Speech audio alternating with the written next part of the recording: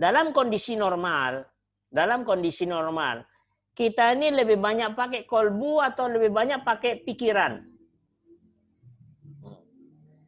Kalau banyak pakai pikiran, maka nanti ketika ada sesuatu yang masuk, maka yang akan menjawab karena lebih dominan yang pikiran, maka pikiran yang menjawab. Tapi kalau kolbu yang dominan di dalam diri kita, pada saat sesuatu itu masuk, maka yang menjawab kolbu kita. Nah, itulah yang dimakan dengan ilmu hikmah.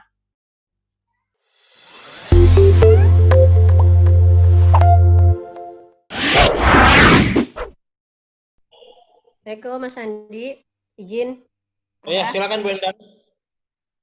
Assalamualaikum Abah. Waalaikumsalam. Ya, saya mau bertanya Abah.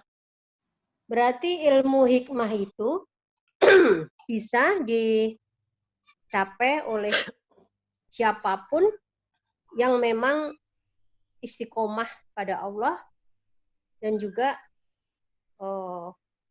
artinya kan untuk menjadi orang yang ulul albab tadi kan tidak semua orang ya, Bah. Ya. Artinya orang itu bisa gitu untuk menjadi ulul albab dengan ketentuan yang syarat yang tadi ya, Bah. Ya.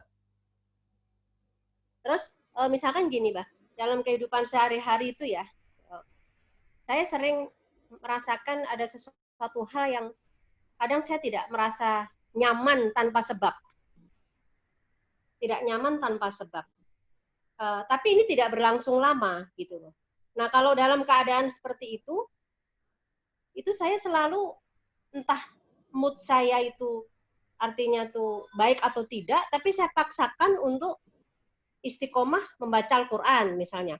Artinya kan biasanya ini periode kalau untuk bagi wanita itu terjadi pra-menstruasi atau pasca menstruasi seperti itu, Bah. Apakah ini sesuatu yang bisa dikatakan bahwa ilmu hikmah itu sempat pergi gitu, sempat hilang atau apa, Bah, gitu. Tapi nanti setelah saya paksakan dalam keadaan mood yang awalnya masih kurang baik tadi untuk membaca Al-Quran itu akhirnya hilang itu perasaan itu gitu. Walaupun awalnya itu mungkin dengan terpaksa gitu untuk kembali istiqomah membaca Al-Quran yang tadinya kan sempat mungkin 1 minggu tuh tidak sholat ya, Bah, ya, tidak membaca Al-Quran seperti itu. Apakah ini juga bisa dikatakan bahwa ilmu hikmah itu sempat hilang gitu, Bah? Coba buka surat 3 ayat 135.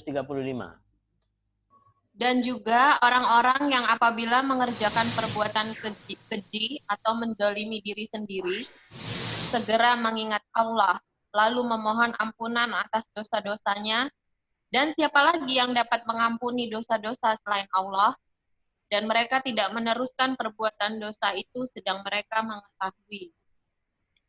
Ya.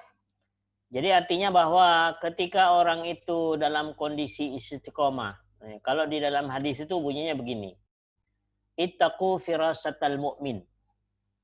Fa innahu yanduru binurillah.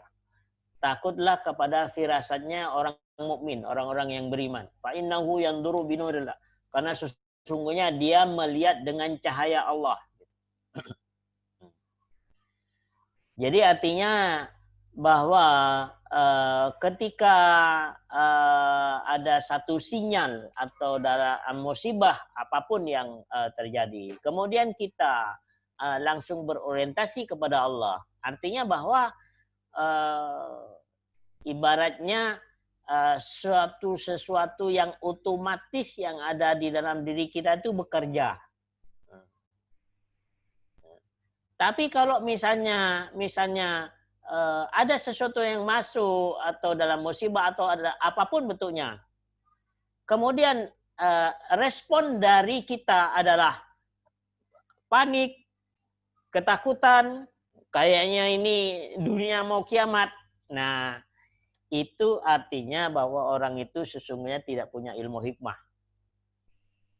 Atau ulul albabnya tidak muncul. Kalau surat 3 ayat 135 itu ulul albabnya muncul. Gitu. Sehingga bagaimana respon jiwa kita? Karena sesungguhnya begini, dalam kondisi normal,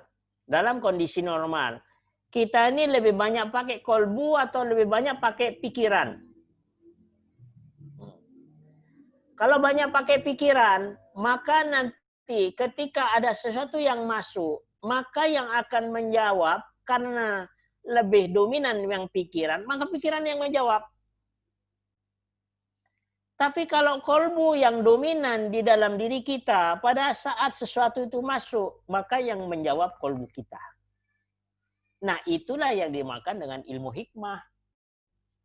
Itulah yang dimakan dengan ulul albab. Itulah yang dinamakan dengan orang-orang yang berakal. Dan pasti jawabannya orang-orang yang berakal itu pasti benar. Nah, aplikasinya di surat Ali Imran ayat 135 itu tadi gitu. Kalau tidak seperti itu, artinya apa? Yaitu bahwa dominasi pikiran jauh lebih kita pakai di dalam kehidupan sehari-hari daripada kolbu kita berhubungan dengan Allah Subhanahu wa Ta'ala. Jadi ngukurnya begitu saja. Barangkali itu, wallahu a'lam. Baik Abah, terima kasih.